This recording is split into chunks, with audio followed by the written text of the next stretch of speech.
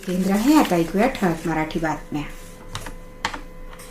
आकाशवाणी नागपूर. हेमांगी कुलकर्णी आपल्याला ठळक बातम्या देत आहे. गतिमान भूसंपादन करून औद्योगिक विकासाला चालना द्यावी असे निर्देश मुख्यमंत्री देवेंद्र फडणवीस यांनी दिले आहे. या संदर्भातल्या आढावा बैठकीत ते काल बोलत होते.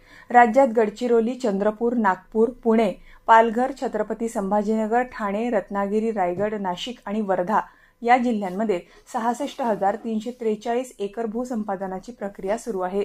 राज्यातल्या 97 सामंजस्य कराराअंतर्गत सुमारे 75,234 एकर जमिनीची मागणी असून त्यासाठी आवश्यक कार्यवाही सुरू असल्याचंही मुख्यमंत्र्यांनी सांगितलं.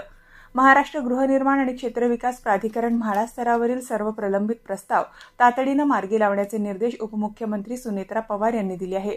त्या काल या संदर्भातल्या बैठकीत बोलत होत्या.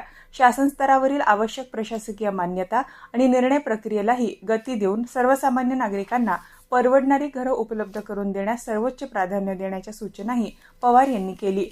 केंद्रीय आयुर्वेद विज्ञान अनुसंधान परिषद अंतर्गत प्रादेशिक आयुर्वेद अनुसंधान संस्थान नागपूर इथं 50 खाटांच्या नव्या आयुर्वेद रुग्णालयाच्या इमारतीचं भूमिपूजन आज 12 वाजता होणार आहे. या कार्यक्रमात केंद्रीय आयुष राज्यमंत्री प्रतापराव जाधव आभासी माध्यमातून भूमिपूजन करणार असून आयुष मंत्रालय तसंच सार्वजनिक बांधकाम विभागाचे वरिष्ठ अधिकारी उपस्थित राहणार आहे.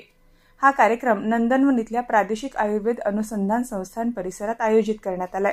निवृत्तीवेतनधारकांना पेन्शनबाबत कोणत्याही अडचणी येऊ नये यासाठी अनेक डिजिटल तंत्रज्ञान उपलब्ध करून दिले आहे. यात कोणत्याही निवृत्तीधारकांना OTPच्या माध्यमातून फोनवर प्रमाणीकरण केलं की त्या प्रकरणांची सद्यस्थिती पाहता येते. याचबरोबर ऑनलाईन तक्रार निवारण, व्हॉट्सअॅप आणि झूम माध्यमातून शंकांचं समाधान, पेन्शन अदालत, डिजिलॉकर एकीकरण, EPPO, GPO डिजिटलायझेशन अशा महत्त्वपूर्ण उपलब्धी लेखा आणि हकदारी विभागामार्फत उपलब्ध करून दिल्याचं प्रतिपादन प्रधान महालेखाकार सुहासिनी गोतमारे यांनी नागपुरात केलं.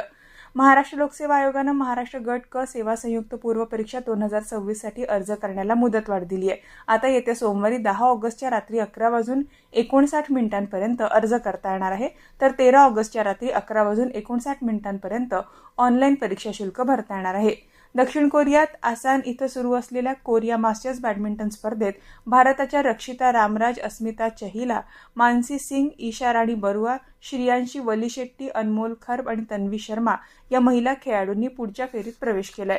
पुरुष एकेरीत भारतीय खेळाडूंचं आव्हान संपुष्टात आलंय. याबरोबरच हे ठळक बातमीपत्र संपलं. या पुढील ठळक बातमीपत्र 11:57 ऐकता येईल. नमस्कार.